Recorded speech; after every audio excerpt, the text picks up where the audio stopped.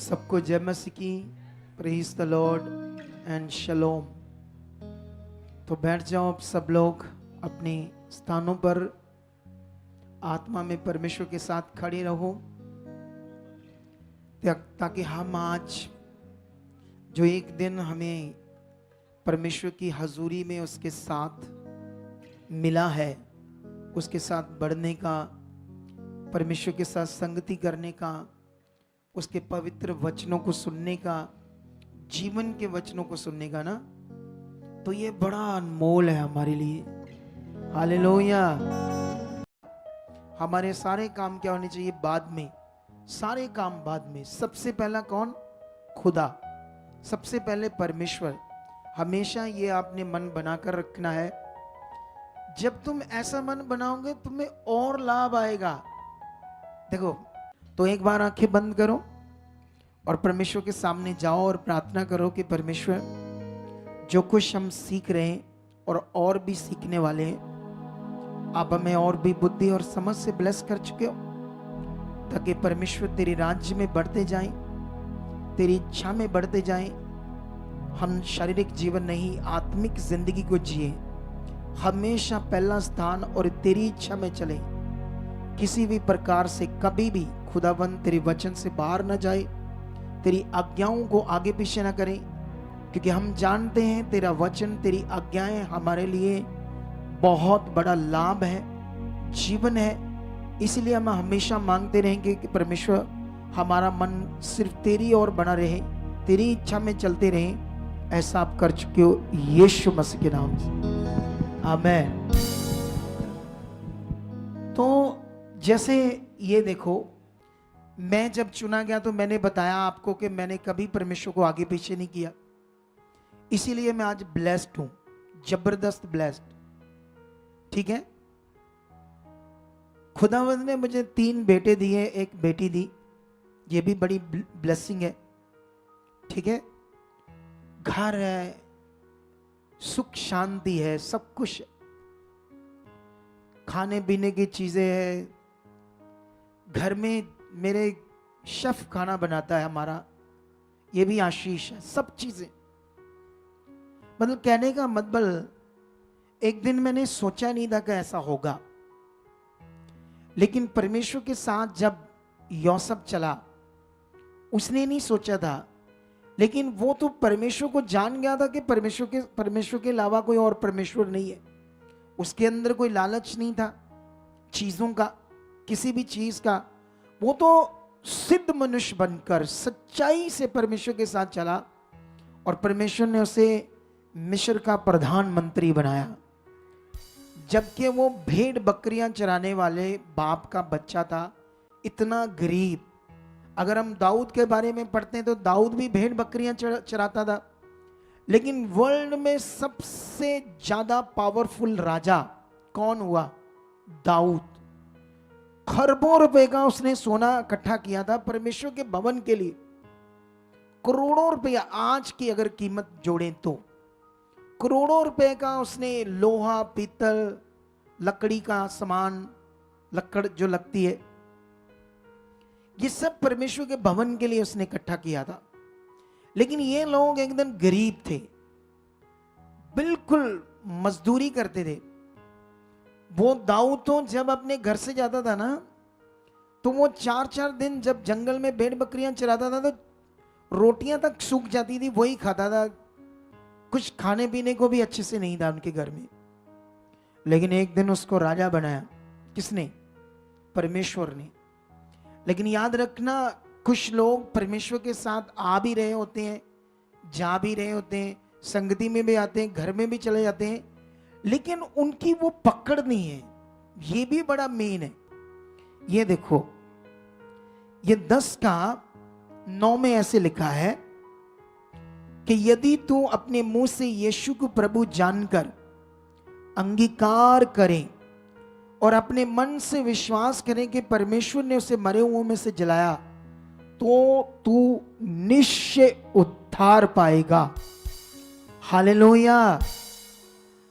इस दुनिया में उद्धार, मोक्ष, बड़े बड़े डेरे हैं, डेरे जैसे राधा स्वामी और भी डेरे, वहां पर भी कोई चंगाई नहीं होती, कोई बीमारों को ठीक करने की कोई शिक्षा नहीं है, ठीक है। वहां पर एक ही शिक्षा है कि मुक्ति पाने की शिक्षा, मोक्ष पाने की शिक्षा, ठीक है। लेकिन वहां पर मोक्ष पाने के लिए उन्होंने 5 शब्द देते हैं अपनी संगत को कि इनका जाप करते रहो सारी उम्र, जब तक तुम्हारे पास जिंदगी है। इन्हीं शब्दों का जाप करोगे तो तुम मुक्ति पाओगे, स्वर्ग में जाओगे। उनकी ये शिक्षा है। किसी और बाबे के पास जाओगे तो उनके शब्द कुछ और होंगे। वो बाबा जी बोलेंगे ये शब्द जाप करोगे तो मुक्ति होगी, कुछ और कुछ और कुछ और, ऐसा दुनिया में है, अलग अलग, ठीक है। लेकिन हम जो संसार से चुने गए, हमारे लिए परमेश्वर ने अपना वचन दिया, ज्ञान दिया कि यदि तू, यहां पर कंडीशन है, जबरदस्ती कोई नहीं। ऐसे परमेश्वर ने खूबसूरती से अपना वचन दिया कि यदि तू, ये कंडीशन है, तुम्हारे ऊपर है। अगर तुम करना चाहते हो, इसे समझना चाहते हो, मानना चाहते हो, मैं सर्वशक्तिमान हूं, मुझे किसी मनुष्य के साथ कोई जबरदस्ती नहीं करनी, है ना। जैसे अभी अलग अलग धर्मों के लोग हैं ना, अभी बड़ा रौला पड़ा है पंजाब में, क्योंकि जब एक बात का मुद्दा उठता है तो पता नहीं हजारों वो बातें बोलते जाते। बीच में उन लोगों ने कहा तुम लोग हमारा जो प्रसाद है वो भी नहीं खाते हो। ऐसे जो बांटते हैं ना प्रसाद वो लोग, तो वो कहते तुम तो खाते ही नहीं हो, तुम अच्छा ये तो जबरदस्ती नहीं हो गया, क्या हो गया ये? नहीं आपको लग नहीं ना जैसे वो जबरदस्ती कर रहे हैं, तुम क्यों नहीं खाते हो? कमाल है। पहले ये पूछो आपके धर्म में या आपके ज्ञान में इसकी क्या महत्ता है, इसके लिए आपका क्या ज्ञान है, समझ है? भाई अगर तुम्हें तुम्हारी समझ है तुम करो, आप हमारे ऊपर क्यों थोप रहे हो कोई भी अपनी बात धर्म की? इसका भी मुद्दा उठाकर बैठे हैं, ठीक है। लेकिन अब सीखने वाली बात है, ये जबरदस्ती हो गया ना। लेकिन खुदा कोई जबरदस्ती नहीं करता किसी के साथ। हालेलुया। क्या नहीं करता? वो जबरदस्ती नहीं करता। उसने कहा कि यदि तू अपने मुंह से यीशु को प्रभु जानकर अंगीकार करे, मतलब ये तुम्हारे मन के ऊपर है। अगर तुम यीशु को प्रभु जानकर, अब तुम्हें सबसे पहले यीशु प्रभु है ये जानना पड़ेगा। वो कौन है, क्यों क्रॉस पर चढ़ा, क्या है यीशु, क्या उसका मकसद है पृथ्वी पर आने का। अगर तुमको ये पता ही नहीं तो तुम्हारा विश्वास भी विश्वास ना हुआ फिर। हालेलुया। कितने लोगों को ये बात समझ आ रही है आज? तो मेरे कहने का मतलब, सबसे पहले परमेश्वर ने आपको ये बता दिया कि अगर तुम इससे अंगीकार करोगे, यीशु को प्रभु जानकर, और मन में विश्वास करोगे कि वो मरे हुओं में से क्या हुआ, जिंदा, तो तुम निश्चय क्या पाओगे, उद्धार। ठीक है।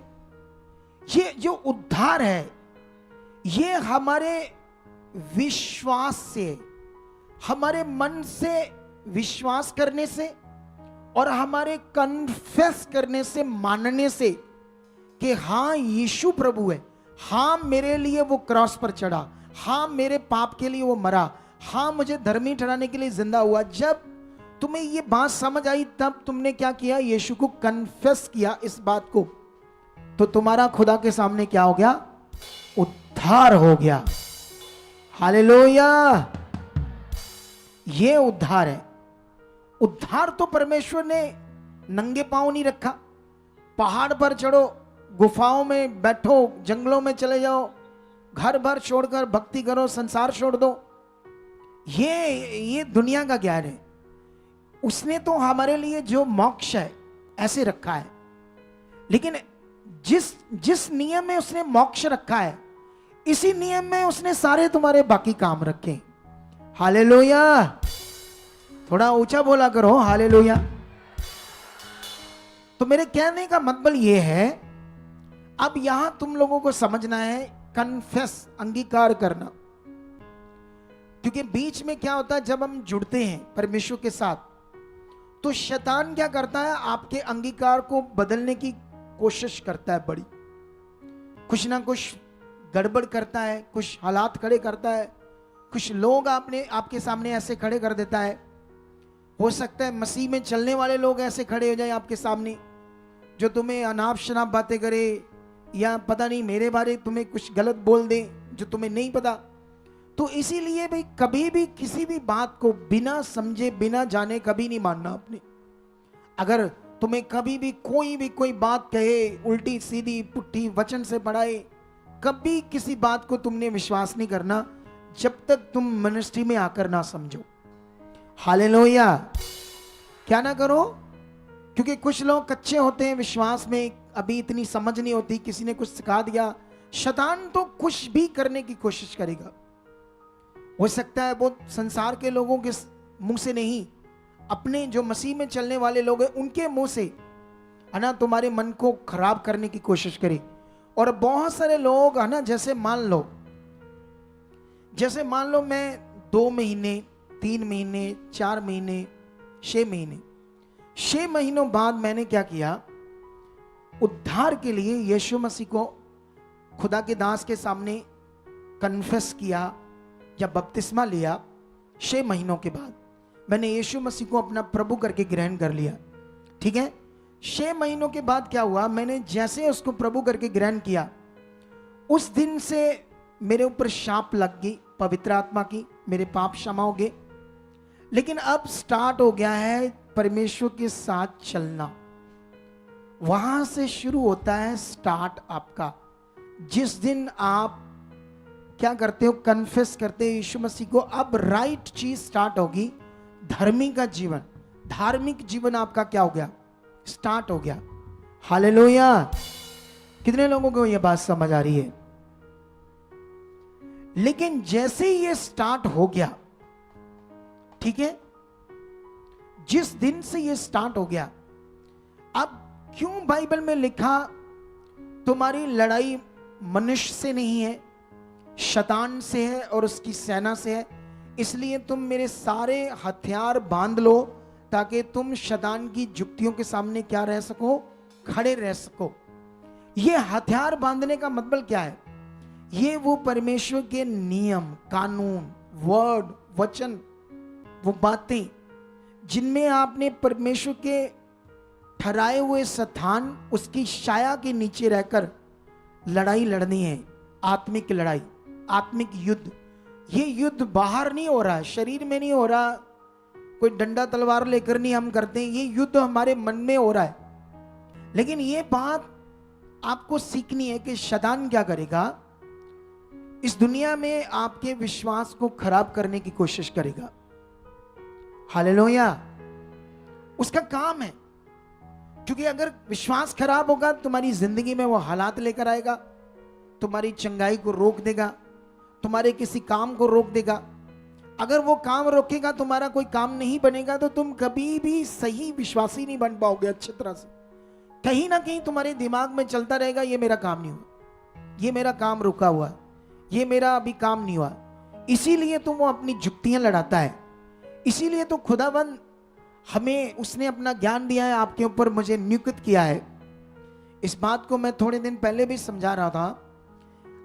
अगर मैं तुम्हारे ऊपर नियुक्त हूं खुदा की ओर से, और तुम्हें यह विश्वास रखना पड़ेगा कि ये हमारे ऊपर अगुआ खुदा ने नियुक्त किया है, जो वो बोल रहे हैं, जैसा हमें डांट दे, अगर डांटते भी हैं तब भी हमने उनकी बात माननी है, जैसे वो कहते करना। आप इसको करके देखना, अगर नहीं करते तो। अगर मेरे मुंह से आने वाली प्रार्थना के शब्द, प्रोफेटिक शब्द, कोई भविष्यवाणी के शब्द, कुछ भी जो मैं बोलता हूं, उसको अगर आपने विश्वास से करना शुरू किया, तो फिर आपकी जिंदगी कुछ और होगी, और होगी। हालेलुया। तुम करके देखना ये बात को अच्छे से। बहुत सारे लोग क्या करते हैं, बस बैठे बैठे सुन रहे हैं, कि जो खुदा ने नियम रखा सबके लिए एक समान रखा है।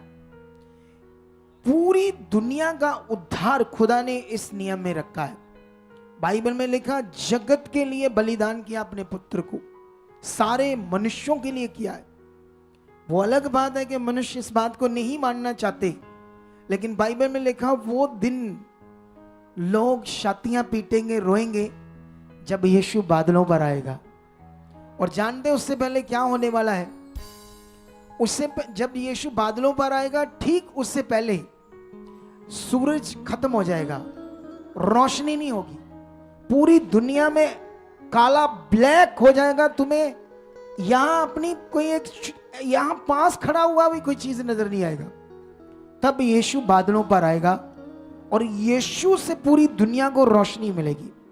जैसे सूरज से मिल रही है ना, यीशु के आने से वो रोशनी मिलेगी। और जब दुनिया को समझ आएगी कि कहीं ना कहीं तुमने सुना था क्रिश्चियंस लोगों से कि यीशु बादलों पर आएगा, अंत एकदम से उन्हें याद आएगा, ओ तेरी, हमने क्या कर दिया, ये तो सचमुच उद्धार करता था, ये तो वही प्रभु था। और बाइबल में लिखा, फिर जो विश्वास करने वाले होंगे वो रैप्चर, उठाए जाएंगे दुनिया में। हालेलुया, रैप्चर होगा। और ये लिखा है, ये भविष्यवाणियां भी बाकी है। जो भविष्यवाणियां पहले लिखी गई वो कुछ पूरी हो चुकी है। 95% भविष्यवाणियां जो बाइबल में लिखी थी वो पूरी हो चुकी है। बाइबल में यीशु मसीह ने कहा था, मेरे कारण लोग तुमसे बैर रखेंगे। हो रहा है ऐसा कि नहीं हो रहा? हो रहा है ना? बोलो। पूरी दुनिया, उसने कहा झूठी बातें बोल बोल कर तुम्हें फंसाएंगे, तुम्हें जेलों में बंद करेंगे। उनके पास कोई विकल्प या तोड़ नहीं है इस सच्चाई का। लोगों के पास, संसार के लोगों के पास ज्ञान से या किसी भी चीज के द्वारा वो क्रिश्चियंस को इस सच्चाई का उनके पास कोई तोड़ नहीं है। तो जब उनके पास तोड़ नहीं है तो फिर उनके पास तो गलत चीजों का ही सहारा है। ये धर्म बदलते हैं, ये करते हैं, वो करते हैं, ये झूठे हैं, फलाना ढींगड़ा, पता नहीं क्या क्या बोलते हैं ना। इनके अपने लोग हैं, ये पखंड करते हैं, ये करते हैं, वो करते हैं, बहुत कुछ बोलते हैं वो, झूठी बातें। लेकिन यहां पर जो आपको सबसे मेन विषय पकड़ना है वो है आपका फेथ, वो है आपका कन्फेस। क्योंकि परमेश्वर का वचन सबके लिए एक समान है। ऐसा नहीं एक का नशा छूटा और बाकी का किसी का नहीं छूट रहा, वहां ढील है, कुछ ना कुछ तो है। क्योंकि ये बात याद रखो, जब भी हमें परमेश्वर से कोई काम लेना, अगर हमारा काम कोई रुका है तो हमें तब अपना विश्वास, चाहत, मन, ध्यान तेज करना पड़ेगा। तेज, ढीले नहीं पड़ना। फिर अगर तुम्हें 20 साल से बच्चा नहीं किसी को, तो लगातार अपनी चाहत को तेज करो, लगातार अपने मन को तेज करो, लगातार अपने संगति में। अगर तुम हफ्ते में एक बार आते हो, आप 20, 30, 40, 50 किलोमीटर की दूरी में हो, संगतियां 2 कर दो। यहां सुना, घर जाके दोबारा सुनो, तेज कर दो अपने आप को। देखो फिर जो पूरी दुनिया से जवाब हुआ है वो रिजल्ट नहीं आ सकता, देखना फिर वो कैसे आता है। हालेलुया। ये खुदा का पावरफुल नियम है जो तुम लोगों को पकड़ना है, सबको। क्योंकि हम पाप से छुड़ाए गए। पाप हमारे लिए एक खतरनाक विषय है। पाप हमारे लिए जैसे बहुत तेज विष, जहर पीना है ना, ऐसे है पाप हमारी जिंदगी में। और शरीर की जिंदगी भी ऐसे ही है। कभी कभी हम शरीर में गलत काम करते हैं, है ना। शरीर में हम वीडियोस देखते हैं गलत, व्यभिचार हमारी जिंदगी में है, गलत चीजें हैं। लेकिन दुनिया को हम दिखाते नहीं, दुनिया को समझाते नहीं। लेकिन ये शहर से भी खतरनाक है। क्योंकि मेरा खुद का अनुभव है, मैं भी सब चीजों से गुजर कर आया हूं। पाप भी किया मैंने, सब कुछ किया है, गलत चीजें भी की है, नशे भी किए, ड्रग्स तो नहीं कभी की, लेकिन बाकी सारे नशे किए। एक बात याद रखो, मैं भी संसार से निकलकर अगुआ बना हूं। अनुभव है मुझे कितना खतरनाक विषय होता है पाप। इसीलिए मुझे तुम्हें ये पॉइंट आत्मा के द्वारा सिखा रहा हूं, ताकि तुम इसे पकड़ो। तुम्हें आज ये बात को अपने मन में पक्का करना है कि परमेश्वर का कानून, नियम, रूल्स सबके लिए एक समान है। लेकिन जिनका देखो विश्वास, मन, चाहत तेज है, तेज मन है। कई लोगों का मन बड़ा परमेश्वर के साथ होता है, अपने जीवनों में वचन का कोई प्रैक्टिकल नहीं है, वचन का कोई कन्फेस नहीं है। क्योंकि जब चिंगाइयां मिलती है, काम होते हैं वचनों से। वचन जो खुदा ने कहा वो आपने विश्वास से कन्फेस करना है। ये जो वचन है ये कन्फेस करना है। इस वचन को जब तुम समझोगे कि उसने उद्धार कैसे रखा है, उस बात को जब तुम विश्वास करोगे, उस वचन को विश्वास करोगे, तुम्हारा उद्धार होगा। इसी तरह से ही चंगाई, डिलीवरेंस, छुटकारा हमारा मन का विषय है, मटेरियल का विषय नहीं है। ये बोलो, प्रार्थना को या वो कोई चीज मटेरियल ऐसी चीज का ये विषय नहीं है। लेकिन जो ऐसा करते हैं मैं उनके भी विरोध में नहीं हूं, लेकिन मुझे जितना समझ आया, जितना मैंने चला, मुझे जितनी पकड़ आई, इसीलिए मैंने ये लोगों को सिखाया। क्योंकि हमारी मिनिस्ट्री में अलग अलग जगह से आते हैं, बहुत सारी मिनिस्ट्री से आते हैं, सब कुछ कर लेते हैं, मटेरियल चीजें सब करते हैं, फिर हम ये चीजें सिखाते हैं, ये पॉजिटिव चीजें, ये उनको चलना सिखाते हैं डायरेक्ट। तुम्हें ये एक बड़ा विषय है कि ये एक आत्मिक विषय है कि तुम्हें परमेश्वर नजर नहीं आ रहा। अब तुम किसी फोटो को विश्वास नहीं करते, किसी मूर्ति को विश्वास नहीं करते, किसी भी तरह की कोई चीज मटेरियल पर तुम विश्वास नहीं करते। अब तुम उस परमेश्वर पर विश्वास करते हो जिसके बारे में तुमने पढ़ा कि वो पृथ्वी पर आया जन्म लेकर, वो खुदा जो एक आत्मा था, लेकिन अब नजर नहीं आ रहा। लेकिन अब स्टार्ट होता है आत्मिक जीवन, बिना उसे देखे उसे अपने साथ विश्वास करना, प्रैक्टिकल करना। एक्चुअली इसको बोलते हैं विश्वास। ये है असल विश्वास। और ये कई लोग, शारीरिक लोग, देखी हुई चीजों पर विश्वास करते हैं, क्योंकि लोगों को देखकर विश्वास करना अच्छा लगता है ना। इसीलिए दुनिया में सारी चीजों को लोग देखकर, पत्थर, मिट्टी, मूर्ति, चीजें, हाँ बोलते हैं। हाँ, जैसे कहीं जाते हैं तो वहां पर कोई चीज देखते हैं तो उनको विश्वास होता है ये रब है। लेकिन हमारे यहाँ तो कोई चीज ऐसी है ही नहीं। बोलो, कोई चीज है ऐसी जहां तुम्हें मैं माथा टेकवाऊं, जब तुम्हें कहूं ये? क्योंकि उसने तो कहा स्वर्ग मेरा सिंहासन और पृथ्वी मेरे पैर रखने की चौकी। तुम मेरे लिए कैसा भवन या मंदिर या कोई ऐसी बिल्डिंग तुम मेरे लिए कैसे बनाओगे? आसमान तो मेरा सिंहासन और पृथ्वी मेरे पैर रखने की चौकी। ये वो बात इसलिए उसने कही जो लोग उसको वहां रखते हैं। हमने ये भवन उसको ऐसे नहीं कि उसको यहाँ रखने के लिए रखा है कि ये परमेश्वर है, ये हमने उसको रख दिया, ये उसका भवन है। हमारा मकसद ये नहीं है। हम तो इसको कहते हैं खुदावंत की यूनिवर्सिटी कहते हैं। हालेलुया। सच्चाई की, पवित्र ज्ञान की यूनिवर्सिटी। यहां पर खुदा विराजमान है, वो है यहाँ, तुम्हारे साथ भी है, तुम्हारे घर में भी है। लेकिन जितना तुम ये अनदेखे विश्वास में बढ़ते जाओगे, जितना इस विषय में तुम खुदा को सोचो ना, एक बंदा, उसके साथ कोई भी नहीं है, कोई चीज नहीं है, अकेला है, लेकिन हालात में है।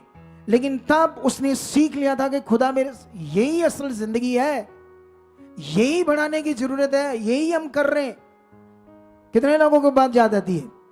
अभी थोड़े दिन पहले एक जलंधर से के पता नहीं लुधियाने से बहन आई थी, वो अपनी गवाही दे रही थी।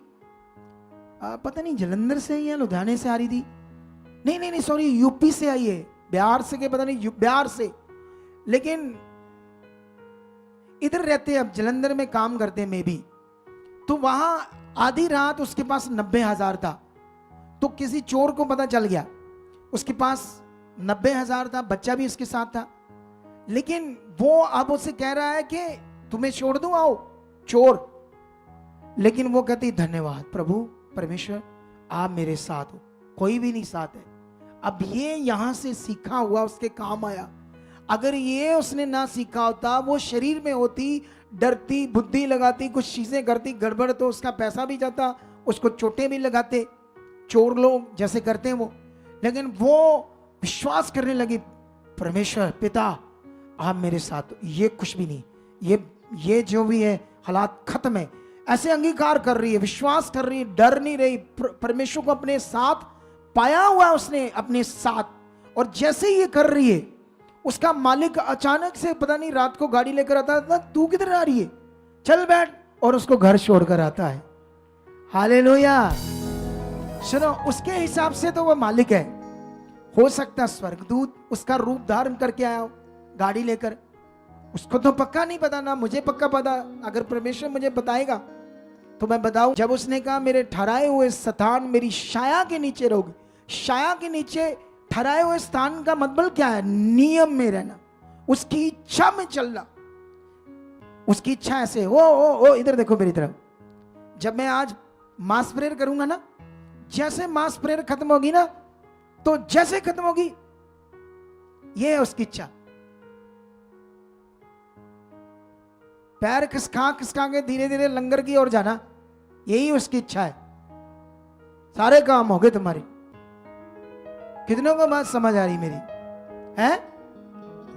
अरे सीखो करना क्या है। बाइबल में क्यों लिखा शरीर पर मन लगाना मृत्यु है और आत्मा पर मन लगाना जीवन और शांति है। यीशु मसीह ने 5000 लोगों को नहीं, 5000 लोगों को लिखा, लेकिन लिखा बच्चे और औरतों को छोड़कर। अगर 5000 बंदे थे तो अगर उनके साथ उनकी 3000 पत्नियां थी तो 8000 हो गए। तो हो सकता है 3000 के साथ किसी के साथ 2 बच्चे हों। उस जमाने तो बच्चे भी बड़े थे। मेरे जमाने में भी लोग बड़े बच्चे रखते थे, आजकल तो 2 हो गए। हमारे जमाने में भी 8-10 थे। हमारे खुद के हम 7 बहन भाई हैं, 3 बहनें 4 भाई। लेकिन उस जमाने में कितने होंगे? लगभग 20,000 लोगों की भीड़ थी, जिसको यीशु मसीह ने 5 रोटियां और 2 मछलियों से खाना खिलाया। सुनो, ध्यान दो। लेकिन जैसे खाना खिलाया, वो ढूंढते हुए, है ना, एक नदी पार करके कफरनहूम साइड, उसके पीछे पीछे आ गए। तो यीशु मसीह को आकर कहते हैं, प्रभु अब कहां थे? हमने तुम्हें यहां ढूंढा, वहां ढूंढा, ये ढूंढा। तो यीशु तो आत्मा में कहता, मुझे तुम इसलिए नहीं ढूंढ रहे थे कि तुम्हें ज्ञान चाहिए या आगे बढ़ना है, या तुम्हें कुछ जीवन की बातें सीखनी। तुम तो जो रोटियां खा के तृप्त हुए इसीलिए आए हो, और रोटियों का लालच। यीशु मसीह ने उन्हें सिखाया, तुम शरीर के लिए, नाशवान भोजन के लिए मेहनत मत करो, उस भोजन के लिए मेहनत करो जो अनंत जीवन तक ठहरता है। ये आत्मिक बातें हैं, इनको समझना पड़ेगा। ऐसा नहीं रोटी खानी नहीं, ऐसा नहीं खाना खाना नहीं, खाना है। जैसे मान लो इधर लंगर तो बनता है आपके लिए, लेकिन कब खाना है? जब संगति समाप्त होती है। ये है, अगर तुम पहले जाते हो, फटाफट निकलते हो, तो तुम शरीर की चीज कर रहे हो, आत्मिक चीज नहीं कर रहे हो। फर्क बस यहां है कि अपने शरीर की चीज से बाहर आने की जरूरत है, हमें ध्यान देने की जरूरत है। फिर देखो आपकी जिंदगी कैसे ब्लेस होती है, कितनी पावरफुल बनती है, कितना तुम आगे जाते हो। सबसे पहले याद रखो, तुम्हें परमेश्वर ने चुना है। बाइबल में भक्ति के बारे में लिखा है, और भक्ति का एक पार्ट है सुसमाचार देना, खुदा के मन की इच्छा को पूरा करना। यह भक्ति का पार्ट है।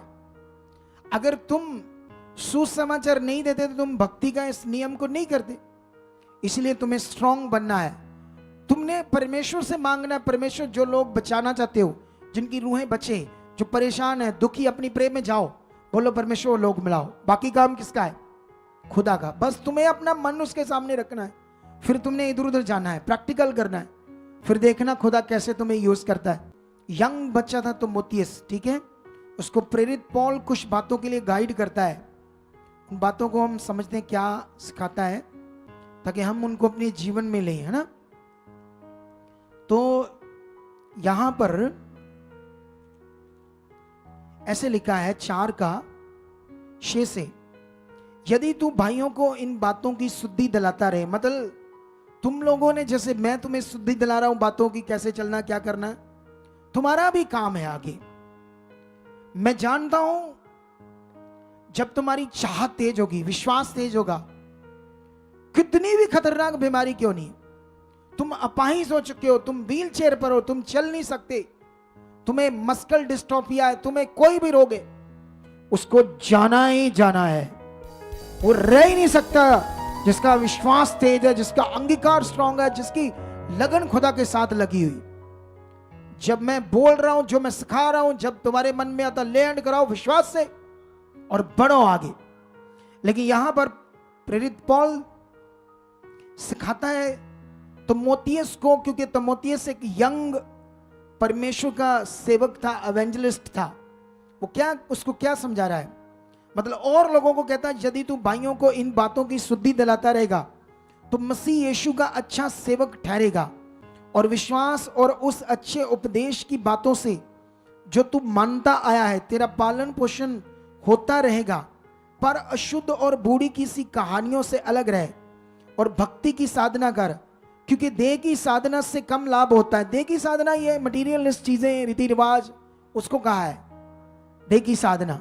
लेकिन भक्ति जो मैं तुम्हें बिना देखे परमेश्वर के साथ अनदेखे विश्वास के साथ बढ़ा रहा हूं, तुम्हारे विश्वास को स्ट्रांग कर रहा हूं, तुम्हें प्रैक्टिकल करना सिखा रहा हूं, ये तुम्हारे लिए बड़ा विषय। अगर तुम इसमें बढ़ गए, यही असल जीवन है, आत्मिक स्पिरिचुअल खुदा के साथ स्ट्रांग जीवन, जिसमें तुम्हें बढ़ना होगा।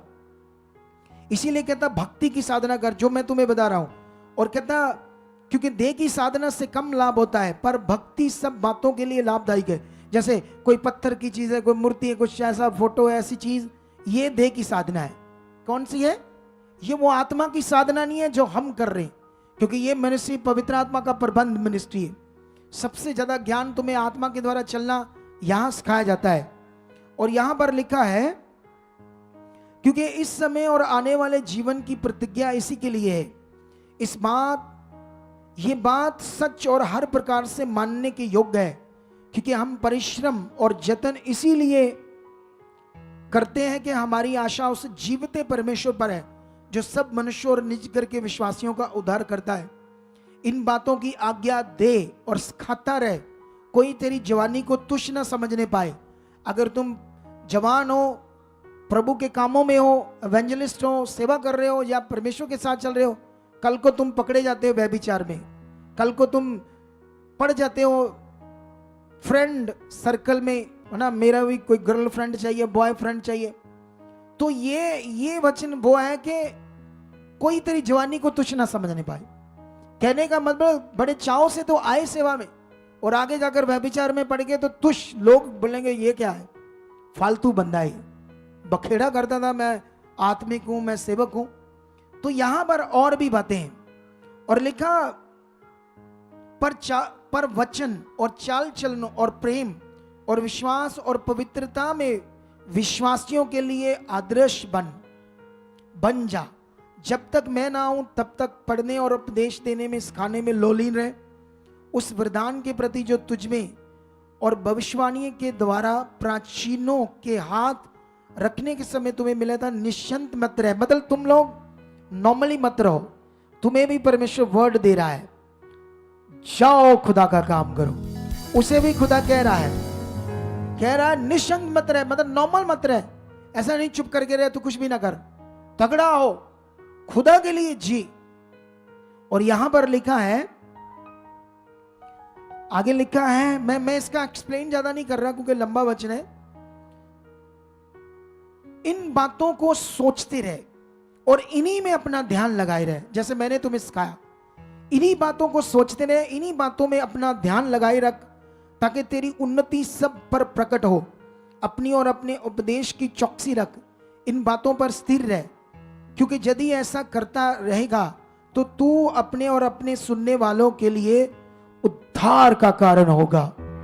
इस वचन को तुमने 2-3 बार घर जाकर पढ़ना है, मैंने एक्सप्लेन नहीं किया, इसमें तुम्हें अच्छे से समझ आएगी, नहीं तो बड़ा लंबा हो जाएगा। इसमें बड़े सारे बातें हैं लंबी लंबी जो एक्सप्लेन करने वाली है, लेकिन इससे तुम्हें भी समझ आ गई क्या मकसद है हमारे चुने जाने का। तो आज के वचन के मुताबिक, इन बातों के मुताबिक अपने मन को पक्का करके रखना है। खुदा हमारे साथ है और तुम्हें वो ऊंचा लजाने के लिए खड़ा किया है, उसने तुम्हें चुना है। उसने कहा मैं तुम्हें पूछ नहीं सिर ठहराऊंगा, और ये उसका वचन कभी नहीं बदल सकता। भरोसा रखने वालों के लिए हालात में भी खड़े हैं, हालात में भी खड़े और वफादार है, हर नियम में, हर आज्ञा में।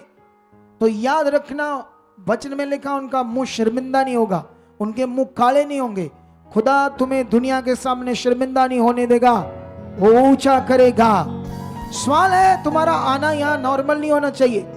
तुम नॉर्मली कभी थोड़ी बहुत ही प्रेयर करते हो, नॉर्मली आ रहे हो जा रहे हो, उससे रिजल्ट नहीं आते। कभी कभी अच्छा मन चाहिए, स्ट्रॉन्ग दिल चाहिए, फोकस चाहिए, ध्यान चाहिए। जितनी बाइबल में तुम बातें पढ़ोगे, जब बड़ी बड़ी हीलिंग हुई तो तगड़े विश्वास वालों की हुई, नॉर्मल विश्वास वालों की नहीं हुई, ढीले विश्वास वालों की नहीं हुई, तगड़े विश्वास वालों की। यहां जब लैंड करते ना तो कुछ लोग बड़े तगड़े विश्वास लेते हैं। मैं प्रेयर कर रहा था, ऐसे ऐसे करके रिसीव कर रहे थे विश्वास से, तो कुछ लोग बेचारे खड़े सो रहे हैं। एक भी शब्द उनके मुंह से नहीं निकल रहा कि हाँ ये प्रार्थना आ रही, धन्यवाद मैं चंगा हो रहा हूं, प्रभु मुझे छू रहा है, कुछ भी नहीं। क्योंकि पहली बार आते हैं, नए नए लोगों की भी चिंगाई हो जाती है, यहाँ प्रेयर हो जाती है। दूसरी मिनिस्ट्रियों में ऐसा होता नहीं है, लेकिन ये अब हो रहा है। आने वाले दिनों में ऐसा नहीं होगा। फायदा ले लो जितना लेना है। आने वाले दिनों में भी इतनी जनता, इतनी दुनिया होगी कि तुम्हें भी टाइम से ही मिलेगा नंबर।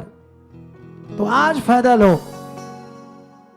खुदा इसको बढ़ाने जा रहा है, मिनिस्ट्री को बहुत ज्यादा, बहुत आगे तक लेकर जाने वाला है, क्योंकि ये उसकी मिनिस्ट्री है, उसकी